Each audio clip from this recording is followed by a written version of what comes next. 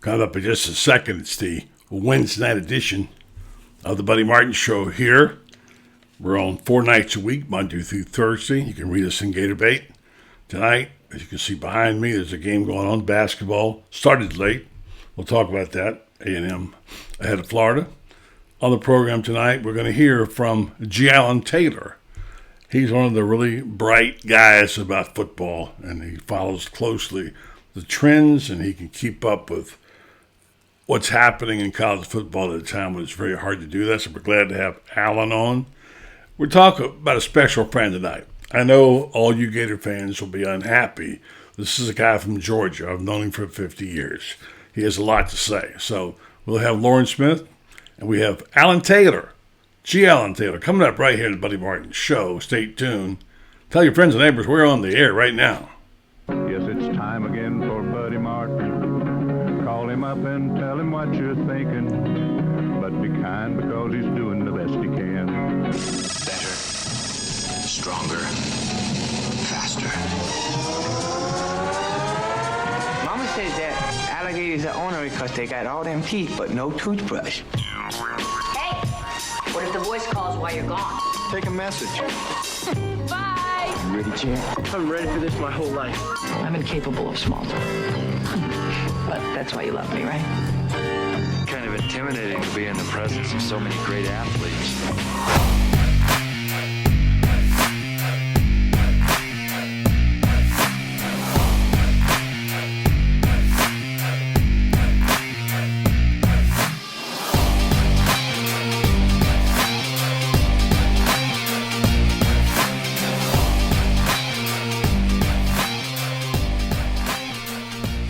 Good evening and welcome to the program. I'm Buddy Martin. We're on 4 nights a week, and tonight we're on with our good friend Allen Taylor, or G. Allen Taylor. If you like football and you want erudite writing, you can find it in The Athletic from several people, but nobody better than this guy. We're thrilled to have him on. Behind me is a basketball game going on. Gators have been slopping it up tonight, but somehow they pulled back to tie in the second half against Texas A&M in a game that was a stinker. Last time I looked, it was a 5-point game. A&M retook the lead. It's 49-44 with 8 minutes to play. We'll keep you up to date with that. Disappointed the way this team is playing right now. I mean, I know this is a new season and all that, but this team goes to sleep. They can't throw it in the ocean. They have mental lapses, and the converse of that is, as we bring aboard our friend, let's first hear our commercial, and then we hear from Allen Taylor. I just wanted to say, tonight, Mike White beat Auburn. Yeah, his Georgia team, his first SEC one, I believe, was over Auburn, a pretty well-known and talented team. The Gators looks like they may take on the short end with Texas A&M, a pretty average team at best. Coming up next, G. Allen Taylor's right here. He'll be with us in a second. First, just a message from Melvin Long. When you're a member of the Gator Nation, you know what it means to never back down. Meldon Law has been a proud supporter of the Gator Nation since 1971. Two forces that won't back down. As the old saying goes, if you can't beat 'em, join 'em.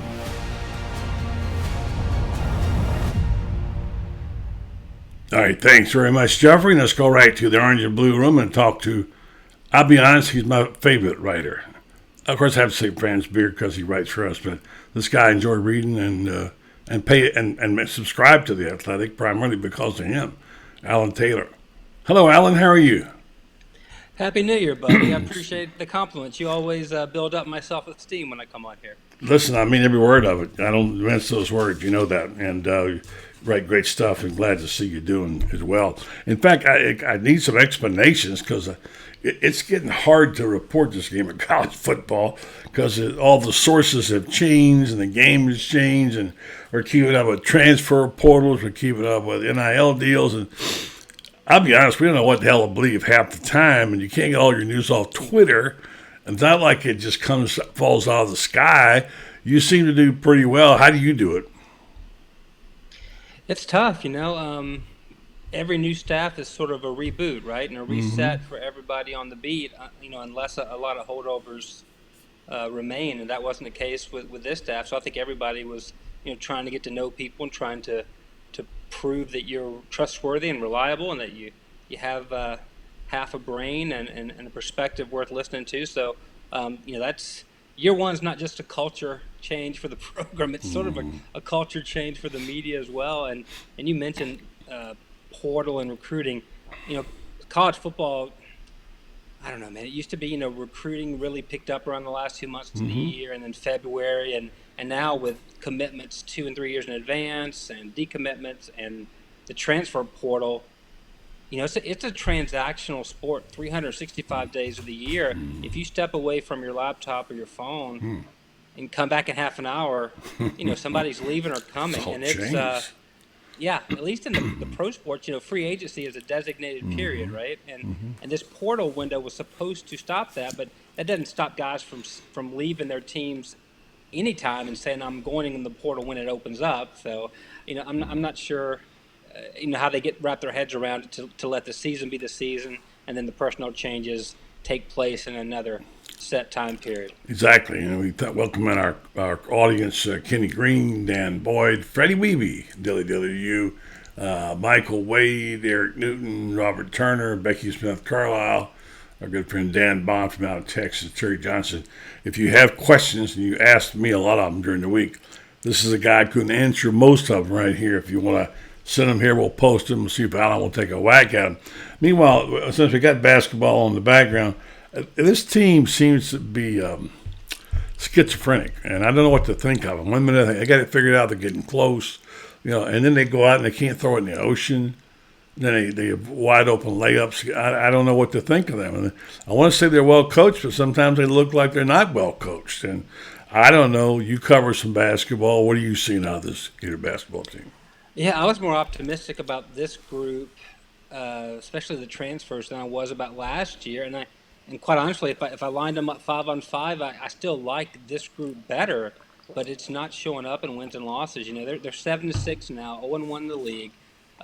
They've gotten, I think, back within 3 points of A&M tonight, so that's still 51-48 right now. Yeah. Okay, yeah.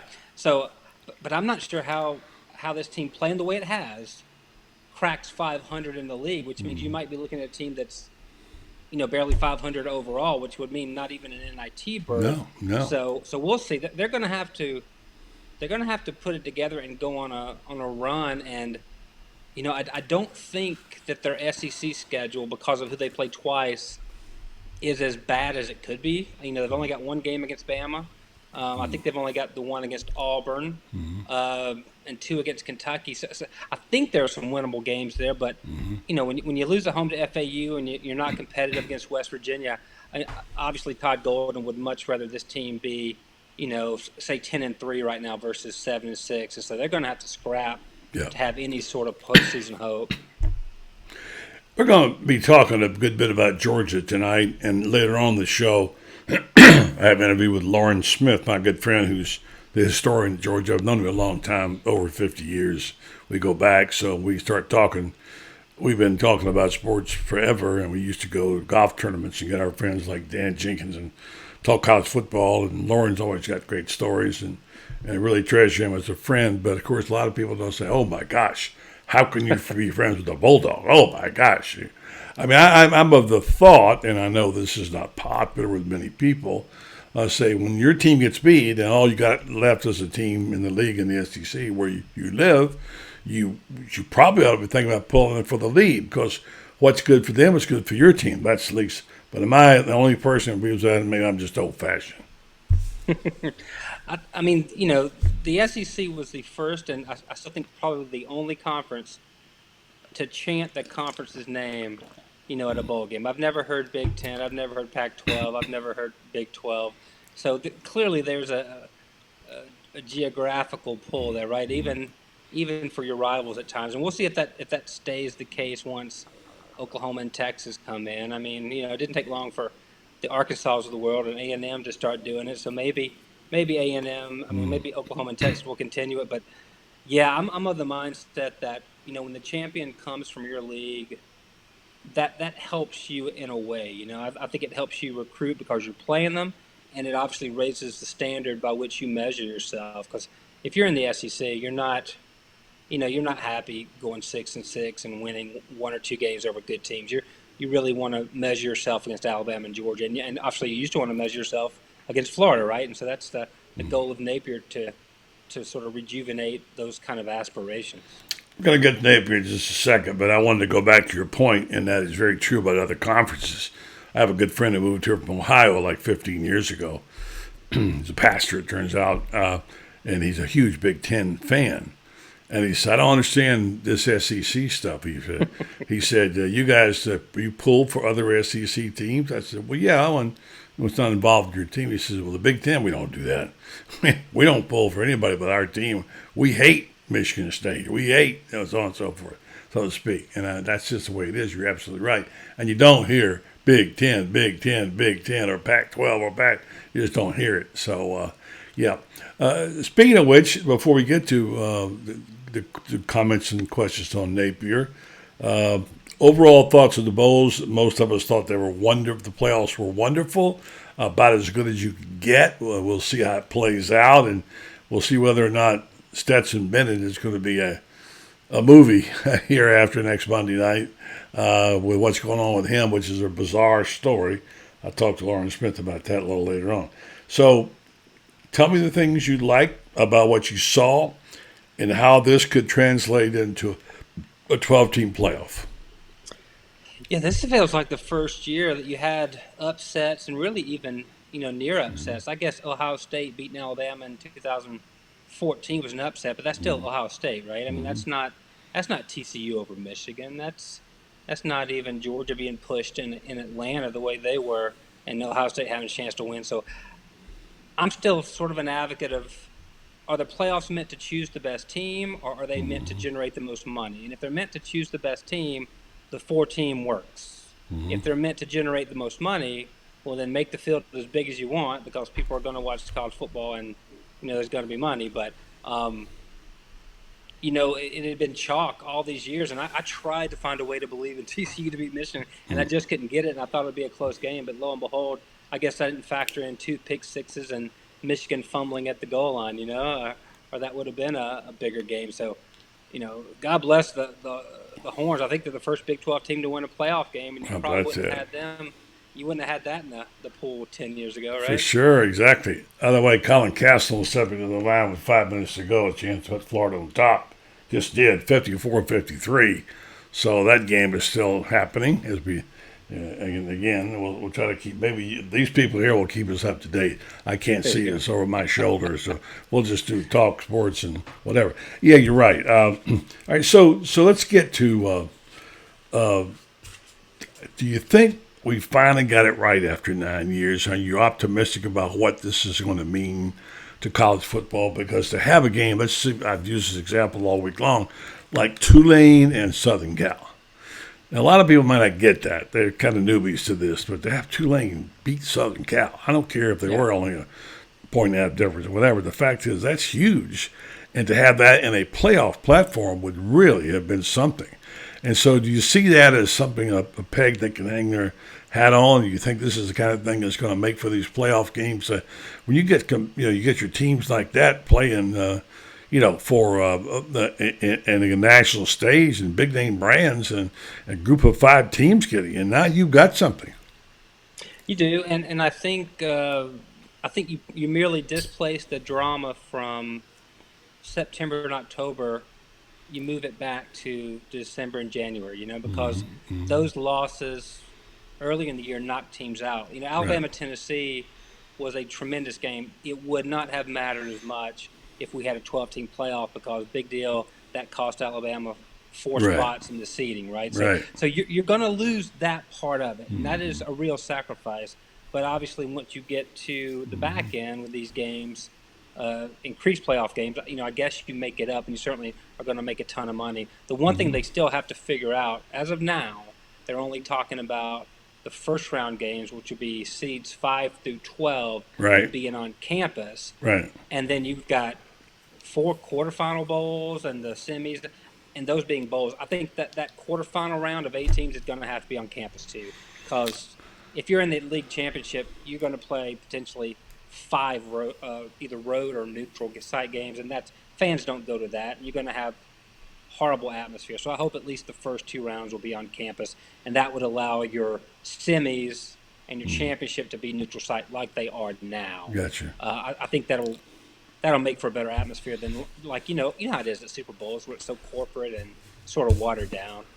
You don't. Well, want there's that another kind of thing too, and now this is the way it is now. Those neutral site games they're playing those are huge money games because they don't have to pay the student fees and all that stuff. They can have them off campus and have extra tickets and whatever. But you're probably right. It probably has to be those games have to be on campus somehow. But you got to reward the bowls because the bowls got you there. You want to make sure you always keep it there. We'll see. They'll hopefully figure it out by now. Hopefully it won't be like Congress and when they try to get a Speaker of the House, be able to figure. It won't take them that long to figure it out. Yeah, I don't think the committee votes 6 times to pick their playoff team. It seemed like for a while it might, but they're finally. I think they finally. Maybe Greg Sankey knows to go to Washington and get them straight out up there. But so we'll keep our eye on the score over here. It's 56-54 A&M right now with about 5 minutes to play. Gosh, I got so many questions I want to get in tonight. I hope you can stay with us for a minute because football being primarily it. Now, we have, I think, first of all, on a good note, did you see the story, nice little story, about the guy who walked up to the window and looked inside the facilities at Florida, and somebody tapped him on the shoulder and said, "You want to go inside?" They said, "Sure." And the guy who tapped on the shoulder was this guy. And this guy, his son, here he is, and here's the guy in the back of him who said, "You want to go inside?" And boy, Billy has gotten such a great run out of that story. It's a small thing, which is, I think people are so sick and tired of being treated like cattle, and not ever kindness is extended, When something like that happens, it has resonated with a lot of people. And you can see Billy, he's kind of gloating. He's kind of feeling good about it too, isn't he? Yeah, I want somebody to do that on Georgia Week. Tap on Monday and see if they'll let you. No, he's a good dude. Whether he's going to win a national championship or not. Yeah. Separate that from the fact that he treats people kindly. He's authentic. He listens. He doesn't just let you say your piece while he's thinking about what he's going to say. So there's a lot to root for him as a person, and we'll see what they can do in year 2. I was down in Orlando a couple times this past week talking to some Gators recruits who are in that Under Armour All-American game, and sometimes those you get some big-time kids that really don't want to talk or open up, but this group of guys, A, they seem like they're on a mission to win. That's what they talk about, and B, they're bright kids who, based on a couple hours here and there with them and talking to some families, seem like they've got it together. So I think you're going to find some kids coming in with this recruiting class that are easy to root for as well. And based on how the depth chart looks right now, some of those guys are going to have to get some burn in year 1. Yeah. Are you, some burn is right. Are you optimistic about the change, or if it is a change, in the attitude of players feeling some responsibility to finish the season with their teammates? My dad told me, starting in 8th grade or 8-year-old baseball, if you start it, you're going to finish it. And if you hate it, well, you're gonna finish that year out. And never quit anything in the middle of the season. Never really understood it. And I'm trying to be sympathetic to the fact that some agent is telling these kids you're risking millions of dollars by playing. Yeah. But you are also risking those millions the week before when you played in the regular season finale. So if you truly believe that stepping on the football field is a risk for you, then why did you even play the second half of the season? Why didn't you just go out there for a couple of big early games and shut it down and go training? So I like what Bryce Young and Will Anderson did. Yeah, that was great. They carved out some nice memories. They ingratiated themselves to a fan base, and I think there's some branding opportunities there, as well as what Nick Saban said about guys creating value at the next level. I know for a fact, I've had NFL scouts tell me they don't like it when quarterbacks opt out because there's so much on a quarterback's shoulders for every game. I don't think they view it the same way as maybe a defensive lineman or a defensive back opting out. But I know for a fact they don't like it when a leader of a team steps away, from his team. So I get that. And the ones that have done it, I have to go back and look, but I don't think they've panned out. I know I've covered 2 or 3 myself, and it hasn't helped them in the long run. Other than I guess you can't prove a negative, right, and prove that they would have gotten injured.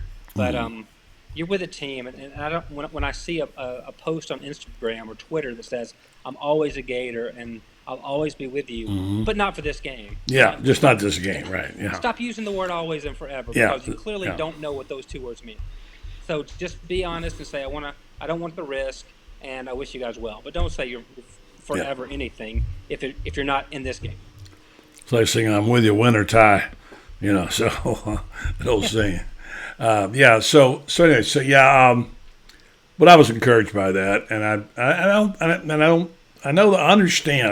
understand how when you're suddenly confronted with this, as you point out, and you're going to get millions of dollars, which you could lose tomorrow, when somebody's telling you in your ear, look, your parents will be set for their life, your family will be set for life, you'll be set, just don't get hurt, and you don't know what to do. How do you reference that? You weren't taught that in algebra in the 8th grade, whatever, and I get that. But I hope cooler heads will prevail. I still have had my preferences that maybe Richardson could have gotten a policy and come back and play another year. I've proposed that a couple of times, but that wasn't. You're right. You're absolutely right because he's not NFL ready. Not ready. He's not going to get reps at the next level. Even if they give him a couple years as a backup, you don't get the reps. Right. What they do in practice and preseason isn't live bullets, right? And so right. He might still go in the first round. I don't know that I would put money on him being in the first round, but I see what you did, and I know he's probably making 7 figures this year at Florida already. But even go back to, remember Jameson Williams at Alabama tore his knee up in last year's championship game, national championship game, the latest possible time outside of, I guess, the Senior Bowl or the Combine that you could have torn something. He's a first-round pick, and he's playing at the end of the year for Detroit. So maybe that convinces some people, and obviously with the playoff game mattering more than that the regular bowl game. That helps. Someone said earlier in a note, that's wait till a player quits after his team loses a playoff game. Well, that doesn't matter. He's out. His season's over. Then if he wants to, that's the time to quit. I'm hoping. I've said all along. I hope this 12-team playoff goes through because it will help resolve the postseason issue of the players opting out, which is one of the ugliest was the year Oklahoma did it. Just sure. Everybody quit, and Texas A&M canceled the game. That was not a good look at all. All right, so let's get to Billy because we like him or have a respect for him, and believe he's an honest guy putting his best foot forward. We tend to give him a pass, and he did get kind of a pass, although there are always Gator fans who are on his neck and back and social media. That's just going to be regardless whatever it is. And I'm not saying he should necessarily get a pass because there are some things that need to be fixed. When I assessed it and looked down and said, I thought about the things that bothered me the most. And let me give you my little short checklist and tell me if I'm right or wrong and what you think. I think his defense was a no-show. And I think Tony was, I expected greater things. They had 2 of the best secondary coaches in the business. And I know the front 7 had a lot to do with that. Whatever the scheme was, they were not prepared. And they didn't play well. They didn't make enough plays. And they put their offense in a bad position. On the other hand, Anthony Richardson was inconsistent. I would not characterize him as being poorly coached, but I wouldn't say he was wonderfully coached either. And he was learning, and it seemed to me he had a moment there in the middle of the season where he was starting to get it, And had he stuck it out and maybe played for more than a couple of more games, he might have had a chance to get this game going. So that's that. Offensively, where they didn't measure up, I heard this on a podcast, and I agree. The last 4 minutes of the first half and the first 4 minutes of the second half. That 8-minute period they always talk about. And the fact is that, and then the other thing was that when they took off an off week, and they came back against Georgia, they didn't have anything new in the arsenal of the offense. I mean, you get a week off, you're supposed to come up with something, some kind of play. It was very uninspired. Now, I think Billy is a really good offensive coach. He's a very good quarterback coach. He'll get the right man. We'll see which one it's going to be. If it's going to be Miller, or we think the guy, Rashad is going to be the guy, but he may not be the guy in time. And we'll see if the new guy coming in from Wisconsin is going to be the man who can get it done. And I don't know much about him other than what I read. But let me just get back to number one. Let's talk about play calling, first 4 minutes and of the last 4 minutes of the first half and first four of the second half. Yeah, I don't think that Anthony was very skilled at running any sort of 2-minute offense. I think he was pretty good at the 4-minute offense where you've got time to run and use his legs. But for me, that'll be a big part of his NFL evaluation is, do you trust him to stand in the pocket and complete 6 or 7 throws to get you downfield? He never got that done at Florida. They had a few opportunities either at the end of half or end of games, and it didn't work out. So they weren't built for that because they were still a run-first team, which in the college game, as you know, you pick up a first down, you still stop the clock. So good on you for that. Coming out of the half is a head-scratcher, right? The third quarter was hard for this team repeatedly. I think they try to keep things simple and do fewer things well versus throwing a lot at the board and trying it that way. That's just a guess because, like you say, there wasn't an outlandish change from week to week and truly what we'd call creative stuff. The part about the offense that gives you hope going forward is the main thing Napier had to do at Florida, and the thing, quite honestly, that Mullen didn't do the last couple of years was land a top quarterback. And now you look at the next two classes with Rashada and then Lagway, who's even more highly rated than Jaden Rashada and really a more accomplished high school guy at this, through his junior year. They've got two bona fide big-time quarterback gets for the next 2 years. And that is step one for making the offense better. I agree. Even though we don't know who's going to play offensive line next year, right? On the defensive side with Tony, risky hire, but a guy he trusted after coaching with him for 4 years at Louisiana.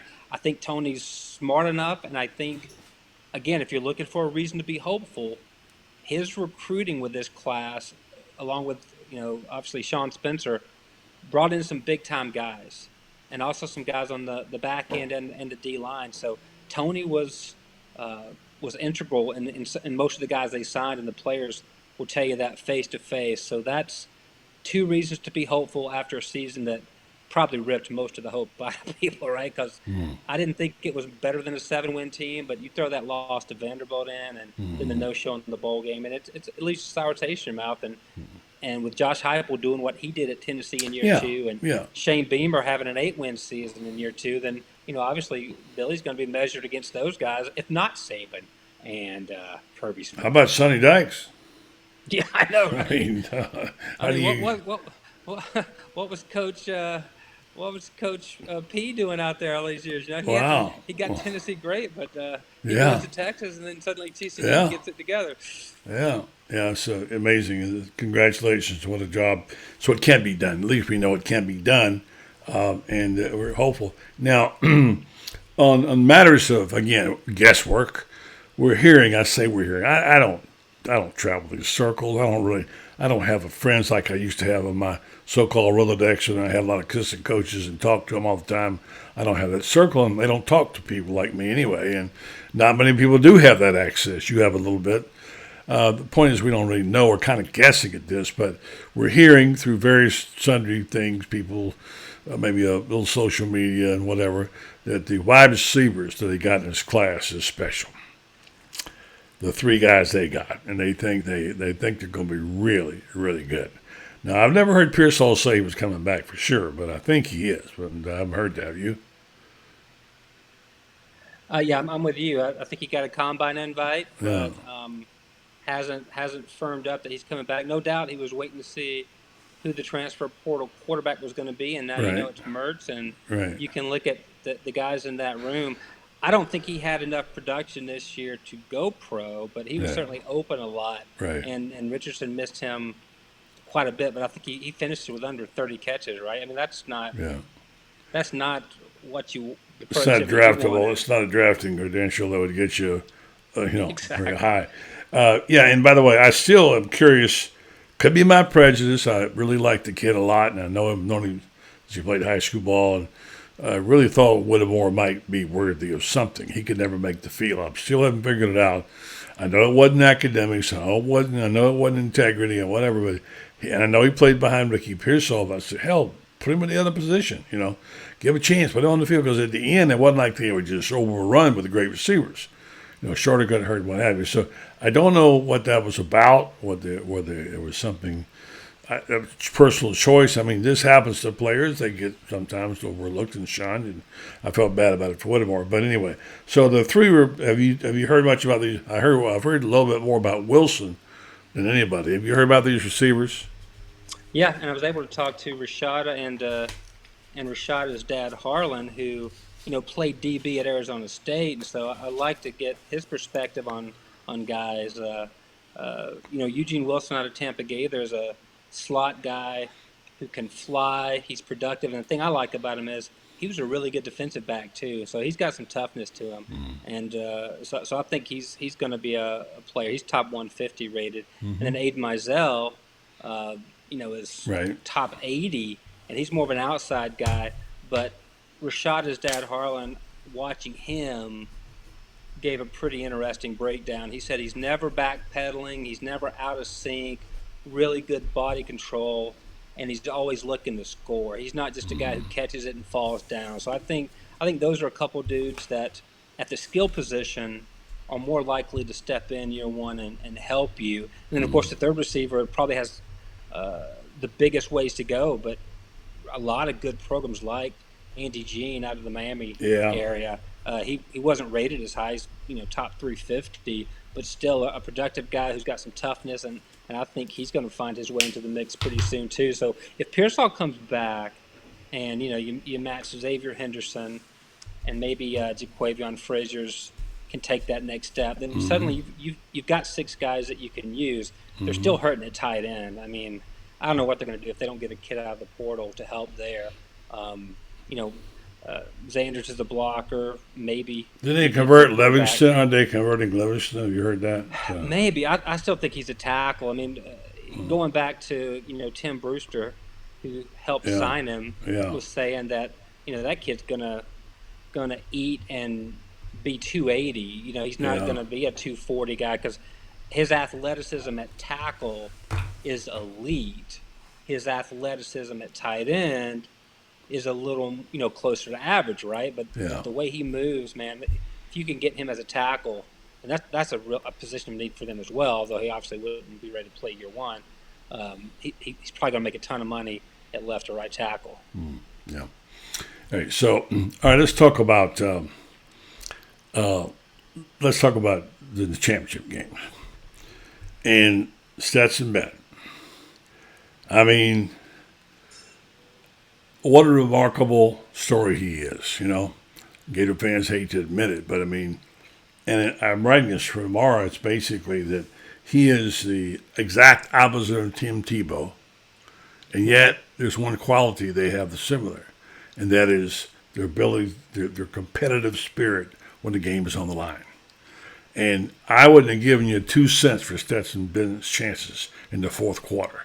I thought he was DAE dead. I didn't like Shane says, he could have played dead in a Western. He was just, he was very much, he was out of sync, and his coach was getting pissed at him. I mean, Kirby said later that that throwaway he made, which could have been a fumble, it was borderline, when he got rid of the ball. Sure. There were 2 or 3 things he did that were totally out of character, were not okay, and apparently in some form chewed him out about that. And yet, in the end, when he needed to, thanks to the way the field goal turned out, but what he needed to do, he got it done, and he got it done in a big time way. What was it, for three drives in the fourth quarter, and a kid he was a throwaway. I mean, as Lauren Smith was telling me today that, Go back to 2020. Yeah. yeah, and he would have been playing for Billy. That's the story I was going to ask you about, if you know that story or not. The story I read, and I've checked this out, I asked about it, is that he was out in JUCO, he wanted to leave, and he already had gotten in tuck. And I haven't heard Billy talk about this. Hope to get a chance to ask him about it at some point. Is that he was mentally going to play at Louisiana for Billy Napier, and he had quit and left the college. In the process, Georgia was frantically trying to reach him to say, we got a scholarship for you, and couldn't get a hold of him. And basically, he was mentally already gone to Louisiana. Imagine how that would have changed things, right there. Oh, my goodness. It gives every kid who's a depth guy, right, or who's a second quarterback in a class, and you're the 3-star, and he's also signed a 5-star. I mean, Trask proved that too, right? But yes, he did. 65 63, excuse me. A&M with the Gators are tied up, and then A&M scored with about 53 seconds. That's going to be good. a tight finish. You can keep me up to date. I want to look there back you go. But go back to 2020 when Florida beat Georgia. What was the only thing that any of us would have changed about Georgia? And it was they got to get a quarterback. Yeah. And if you'd have told me that day that Stetson Bennett was going to win it in 21 and have really? it in the finals in 2022, I'd have thought, well, Man, did they bring in the Minnesota Vikings receiver? Like, well, no, he's not. But to that, it just shows you, man, he got a little athleticism and a little fortitude, and obviously he's got some talent. He could throw the ball when he gets a window. So I think it's a great story. Of course, if he blows up this week and TCU wins it, then I guess you'll just write the script about Max Duggan, right? Right, I guess so. Well, I like a lot, by the way. And I love what Sonny Dykes has done. I got to tell you, though, talking to Lauren Smith today, we have an interview after we get done with you. This guy has become the all-time greatest quarterback at Georgia, okay? I mean, I sound like much because you had to go back to Frank Tarkenton and a few others, Buck Bellew, whatever. But he's become one of the all-time. He's the Tim Tebow story of Georgia football. Yeah, especially if you get that second natty, right? That's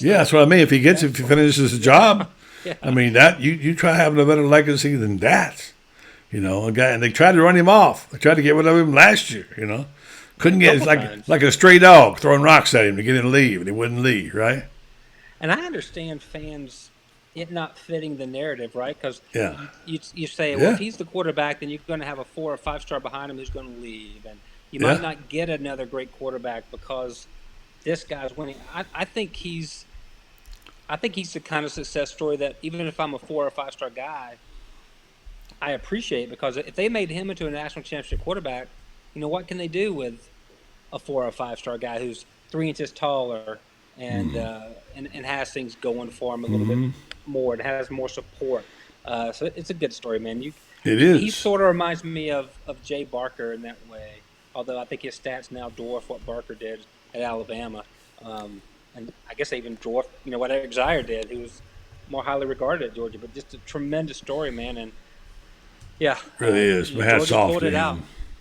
Certainly, my hats off to him. And all right, so who you like? By how much? Yeah, I feel You like want chalk? I feel like that was the chance to get Georgia. Yeah. And it didn't happen when that pretty good field goal kicker yanked it wide left. Yeah. I think we lost you for a second there. Yeah, that was a chance. They didn't get the kicker there. And I wanted to mention also, maybe we can get him back just for one final thought. Always love having Alan on. Georgia's defense ranks 80th in completion percentage. I'll get Alan on and see what he thinks of that. Just one more going out note there. Georgia's 80th in completion percentage allowed on throws of 15 yards downfield. You think Duggan can exploit that, or Duggan? The plays they made the other day, besides the 2 pick sixes, were, quarterback keepers and short screens that turned into big things. I mean, but Michigan's got good defensive personnel. They're probably more Georgia-like than Ohio State was on the defensive side of things. I mean, they're not quite Georgia good because I don't think many teams are. It's going to take, I hate to keep beating that horse, it's going to take Stetson Bennett throwing a couple picks and Georgia losing a fumble or two for TCU to have a shot, like it did against Michigan, right? That's a 21-point swing with those turnovers. So I think Georgia handles itself. I think they covered what is it, 13? I don't even know what it is now. Probably. I don't think they beat them like they did Oregon. I don't think that's 48-3 or whatever, because I think TCU's got some metal and deserves to be there. I mean, that's back-to-back for the first time since, A.J. McCarron and Alabama did it against LSU and Notre Dame. Well, I'll always be for an SEC team, but this one spot in my heart at TCU happens to win. My dear friend, the late Dan Jenkins, who was a TCU dyed-in-the-wool fan. Yeah. And he wrote so much about him, and he lived his last 18 years within less than a mile from the stadium. He could see the press box on the front porch, and somewhere up there he'd be smiling if TCU pulled it off because he loved them some Horned Frogs. I tell you, I'm going to read. You got to play Hurt this week. Yeah, you ought to do that. You ought to do that. I've got his whole library. I was lucky enough; he brought it to me one day, and I lived in Ponte Vedra. He did. And here he shows up with a box, and I thought, I was too stupid to ask him to sign them. I mean, what was I thinking? Oh my gosh, yeah. Just to get to know that guy. Oh, he was amazing, and it's such a great guy, and love. Of course, everybody knew him for golf, but college football was his game, man.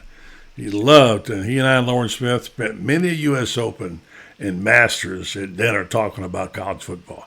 It was wonderful. So I'm proving. All right, Bobby Petrino, last one. Kind of shocked about that. What's going on there? Jimbo feeling the heat, right? I mean, it was going to happen, and then he took the UNLV OC job, and now he's back at A&M. So, I saw something today that you got Adazio, Durkin, and Petrino on the same cast of assistants. And those are three guys that at some point in my company, SI and ESPN, people have said they should never be in college football again because of the things that they've done. And now they're all three on the staff. So I think Jimbo's just said, you know what? Let's be the Raiders of the SEC West. Let's just bring in these guys and get it done. I knew Adazio pretty well when he was coaching for Urban, but I mean at this point it's all hands on deck and do what you got to do to win. It's going to get cut through. Listen, always wonderful to have you on, man. I really enjoyed our conversation. I take a lot of notes, and I'll wait till the next time we get a chance to catch up. And you're not going to go to the game, are you? No, not this one. We're probably gonna watch it with Edgar Thompson. I think good. You and him are two of the nicest dudes I've met on this beat. So Edgar is a harsh working man in show business, as you know, and he's a good one to watch it with. So two good dudes. Listen, the happiest of New Year's to you, my friend. Thank you so much for being on the show tonight, and I had to buy me one of them shirts. I'm going online. Well, I'm not going to lie. This was a Christmas gift from the company. It's all right. They're a little too pricey for me. Yeah, it's all right. I sell mine too, so it's all right. So, but anyway, it's a good looking shirt. All right, my man. I'll say again. I guess you can still say it. Happy New Year and thank you. Oh yeah, brother. Hey, always good to make your acquaintance. See you again, man. We'll nice to see soon. You. All right, thank you. All right. The great G. Allen Taylor. I always love having him on. And now all the way from Montana. You talk about dedication. This guy is at dinner time, and he's in Montana. I think he's got some buffalo behind him there, and he's volunteered to come on the show tonight, and it's great that you did, because I want you to hear this soundbite first, if you can. This is a history lesson for you, all right? And we're going to hear from our friend at Georgia, Lauren Smith, the great historian. First, we're going to hear from our friends at Titan MRI, and then we're going to play it. We'll be right back with you. Things have certainly got a little out of hand lately when it comes to just buying our everyday necessities. Just look at gas, streaming services, and heck, even chicken wings. Well, there is one necessity that shouldn't cost a ton: taking care of yourself and helping fix all the aches and pains in life, and the fine folks at Titan MRI agree. With costs a fraction of what you'd pay at a hospital, you'll not only save money, you'll be taken care of by staff with over 20 years experience. So when you need an MRI, call Titan first, and you can go where your doctors send their families. Now offering CAT scans. My pleasure to bring back to the program an old friend, a guy who has many titles at the University of Georgia. I'm just going to call him my friend, Loren Smith, University of Georgia. Got a little date this weekend for some kind of football game. Boy, it's sweet when you get to go to the dance, Loren Smith. Well, I might get you to tell me how to handle it because you were there in the Tebow times. Tebow? Tim was in our building yesterday. So how about I that? have a chance to talk to him. Just, hello, we have a mutual friend I want to tell him about, but he was dashing off and I needed to get to an appointment. So I didn't get to talk to him, but winning the national championship during Tim's era is something that I know was special, and those of us like you and I who are not players or coaches or staff members, but advocates, I guess you could say, really get to ride on the coattails of a great and enjoyable season. And to be in a position to win it back-to-back, no guarantees, but Georgia is in that position. It's just really sort of special, and we're enjoying the heck out of it, as you did in the Tebow years. Yeah, and had one to go Spurrier won 96 too. So I've been blessed to have three of them. I've thought about you. I'm celebrating with you. People say, how can a Bulldog and a Gator? Well, listen, some things transcend the game in that regard. First of all, Loren's a keeper of the trust.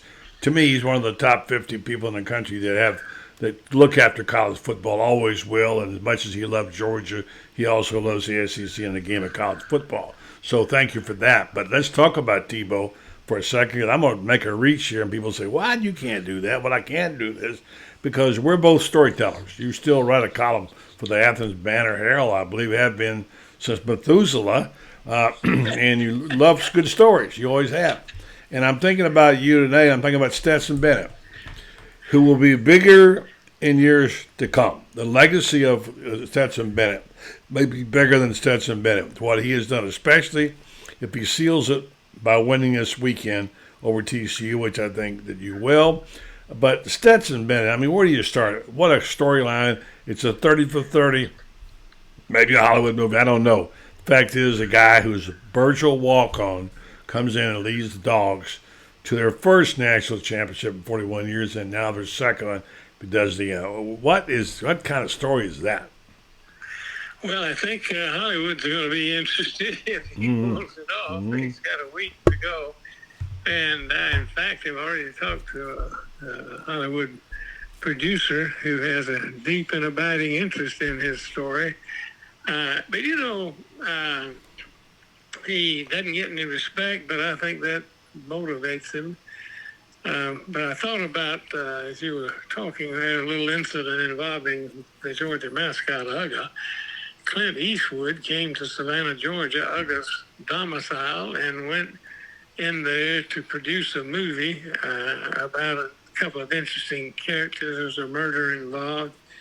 And so Sonny Seiler, a lawyer, and the keeper of our mascots, wound up playing the part of a judge in the movie. So when Clint Eastwood got to town, he met Uga, and he's in the presence of Cecilia Seiler, Sonny Seiler's wife.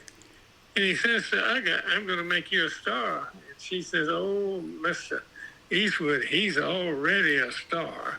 So if Stetson doesn't win a second national championship, and we certainly aren't willing to say that'd be okay because it's 1-1, but the fact that he's won one made it a sensational story, and I guess it'd be doubly sensational if you were to put it off again next Monday night in Los Angeles.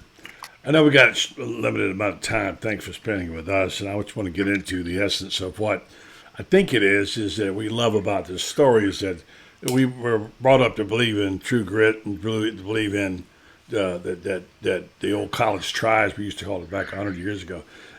Stetson Bennett, I mean, you talk about a moment in the fourth quarter last weekend in that game where it looked like that game was lost. And then some things happened, including what will be a Hall of Fame timeout from now on. And things happened, and he got back in it and won that football game. And that is the essence of things stories are made about. So tell me one thing about Stetson Bennett that you know about him and like about him maybe that we don't? Well, I spent some time with him last year working on a book in his hometown of Blackshear, Georgia, which is near the Okefenokee Swamp. And he grew up the son of pharmacists and he was a little train that thought he could, but he doesn't say a lot. He doesn't talk a lot. He doesn't call attention to himself, and I think that's what's made him so successful. He does have an unusually good arm for his size, and while he maybe couldn't whiplash it like Tebow and some others, it's certainly adequate. He can put something on the ball. But I think it's just the fact that that typical hometown boy story. I mean, he just played on the back lots. There was an 80-yard football field behind the family pharmacy, and he and his friends played whatever was in season, football in the fall, basketball in the winter, and then baseball in the spring. And he remembers playing where they didn't have any uniforms, and they had to take white T-shirts and letter their numbers with shoe polish. So just an interesting career. So often we see in sports where a guy goes from rags to riches. That certainly fits Stetson. Yep. All right, I'm going to ask you a simple question. How did Kirby do it? Well, I think, buddy, to be honest, you're always fortunate when you win a championship. Now, the Lombardi Packers, the Patriots under Belichick, the 50s Yankees, all of that notwithstanding, it's hard to win a championship, to win one. But to win it back-to-back is sort of unheard of. And I sort of say, and a lot of people disagree with me, the longer you tote number one, the heavier it gets. So I think that's a good quote. The longer you tote number one, the heavier it gets. And I think that's so true. And some of what Florida fans found out back in the day, a long time before this guy was born. But I thought for perspective, we talked to the program, the team, the guys who are going through it now. It's their time, and they're riding high. How you doing, pal? I'm doing great. First time ever skiing here in Montana. One of my buddies has a house up here, invited us out here, and it's gorgeous. Having a great time. I want your life. I want you one minute you covered football in Germany and skiing in Montana, and I tell you got to get it going. Well, I know you heard a little bit of that. Give me your thoughts about this game and this Bulldog team and Bennett, and what you think and what you see happening. So I'm super intrigued by the quarterback matchup as well. Stetson Bennett, obviously, like you said, I love the term. It's perfect for a Hollywood movie for the next, you can make it right now. But the guy on the other side too has just as an intriguing story in Max Duggan. Someone who, 3 year starter, brought in a new coach, lost a starting job at the beginning of the season. Starting quarterback gets hurt, and then he ends up leading his team to college football playoffs, national championship, Heisman finalist. It's two incredible stories of two guys who have led their teams to the top of the stage, and I think Georgia is definitely the more talented team. But I saw that the line for the game was around 13.5, 14, sitting there. I like to think that TCU can keep it within a one-score game, but I like Georgia. But I love the two storylines of the quarterbacks and how they're able to kind of face off, and it's kind of both the underdog story versus number one overall player in the recruiting class. Getting hyped up all the way throughout high school. These guys kind of had to prove themselves and show the rest of the country that they're capable of playing on the biggest stage. For sure. And it wouldn't break my heart to see TCU win. This is my good friend Dan Jenkins. Was a really, really big time TCU fan. He passed a couple of years ago, and his team was TCU. Wrote about him in all his books and whatever, and they're special. But don't make the mistake of saying anything good about anybody here on this program they're not the Gators, because they'll chastise you if you do. How dare you say anything good about any other SEC opponent? And that's the thing that we try to emphasize. Pick who you want. That's fine. I like to have a broader appreciation with the game. Of course I want the Gators to win. I went to school there. I covered the team. But I have appreciation for other things, for other excellence too. And I appreciate what Stetson Bennett's done. I appreciate what LSU did, and other teams and other quarterbacks. And so the one-dimensional thinking, if it's only good if it's the Gators, that's just not my way of thinking. So if you folks who went to bed who were tired of hearing me talk about it, well, good night. Go do what you want to. And you're welcome to go someplace else and get your football news. But anyway, we soldier on, and we basketball team laid an egg tonight, first half. Couldn't overcome it in the second. Disappointed that they haven't shown a lot of progress. We're now, 7-7? Yeah, we're 7-7, 0-2, slow start in the SEC. We even got a head start tonight. It was the first time I've ever seen that. Yeah, me too. Yeah, Texas A&M left. Didn't have jerseys. 1-0. Yeah. Yeah. I've never seen that. But no. I think that the main thing with that basketball team is they need to find their go-to guy. And I don't know if they've found that guy yet that they're able to go to down the stretch and just. It can't always be Castleton. It can't always be Castleton. He's got to be. Bonham had a minute. He scored 13 or whatever. He came through in the second period, but they get their offense gets cold. They look like Mike White's offense when they can't get the ball in the hole. And then Kwesi Reeves will come in there with a dunk and come and drive the ball in the hole. They're organized. They're not organized on offense. Don't particularly hand the ball that great. Castleton is doing all he can. They got to have some shooters. Franz wrote about it this morning. Make the damn shots, Put the ball in the hole. It gets one-dimensional, and then it gets one-dimensional and just predictable. And for opposing defenses, if they know that you're just trying to get that inside post look and you're not able to knock down shots on the outside, you can just crash on in there whenever Castleton gets that touch. Yeah. And that's why that's why a lot of people are saying what's happening with Castleton, why the decrease in production. It's because there's not a lot of people on the outside that are able to knock down shots, and the defense is able to kind of just put more pressure on that inside and put more pressure on Castleton. So it's basketball is a game where everything has to click on all cylinders for it to work. It's like everything else. You can't rely on one guy. Yeah. You got to have make up your difference by having better teamwork and better passing and better team defense, etc. So disappointed in that program. Well, we had Alan Taylor on tonight. You were only on for a minute there with him. He's kind of optimistic about Billy and about Billy's personnel, and he thinks they got some really good players in the signees, and he's excited about the quarterbacks long term. And he, like we all do, like Billy. Billy's going to have to produce something, though. My favorite story of the week, and you probably heard about it, was the story about the guy who was looking through the window at the facility at Florida's, and some guy walked up behind him and said, "You want to go see it?" And he said, "Yeah, I would like to." And it was Billy. Billy invited this guy in and this was the picture that they sent out. The guy's son got this picture, which I thought was wonderful. And he got more goodwill out of that, just letting the guy come in, which is the kind of feel good. That's a genuine smile right there. It is. I don't know who's smiling bigger, him or Billy. Billy feel like I did something pretty good right here, like it's good, like a Cheshire guy. That's the biggest I've seen Billy smile. Yeah, it's good. I love that. It's good. Love that. Those little stories I like. When are you coming back to Florida land? So I'll be back Saturday, and I'm going right back to Gainesville, and then classes are starting up Monday for the spring semester.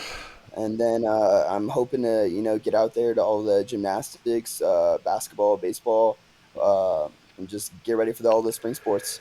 Yeah, and by the way, you're not headed off to Bahamas for 6 weeks or anything, right? I just never know what your vacation schedule is. I'm not sure. Not as of yet. Okay.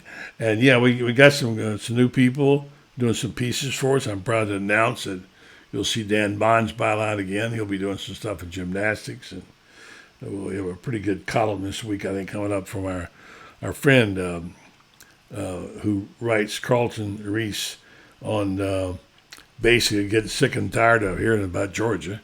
That he can't stand by and like some of the other people and cheer for a team that's your oldest rival.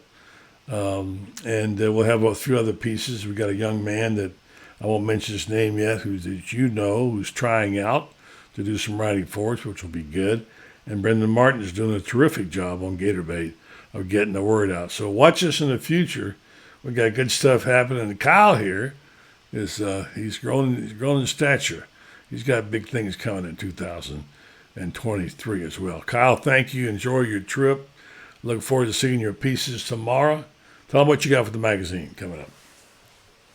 Yep, so we're focusing in on Katie Ledecky winning the AP Female Athlete of the Year back-to-back years. And then I'm going to dive into some of the transfers that we landed here this kind of past week and touch on a few other people who entered the draft kind of late. So that's kind of what we got for this week. But other than that, we have a lot of exciting stuff planned for 2023, and I'm really excited.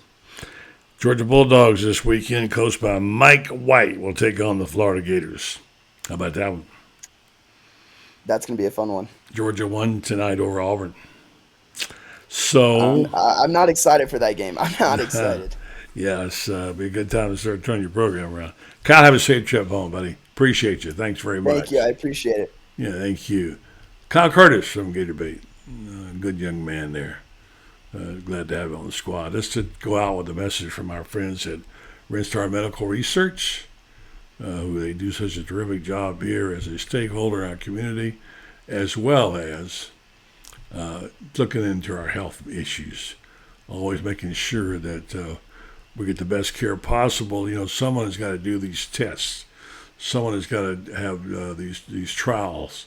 And Renstar has got a terrific clinic, high quality, patient-centered clinical research.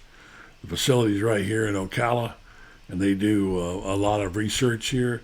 You can actually be a part of these if you contact them. You go to Renstar.net and find out if they're having a particular clinical trial that you're interested in or you're part of. You could be one of the subjects, and they'll tell you how to do that. But you go to Renstar.net, check them out. They do trials on things like Alzheimer's and psoriasis, osteoarthritis, migraines, fibromyalgia, many other conditions that affect our communities. They've been doing it a long time, since 1998. Renstar participated in more than 600 clinical trial research trials. Renstar Medical Research, seeking tomorrow's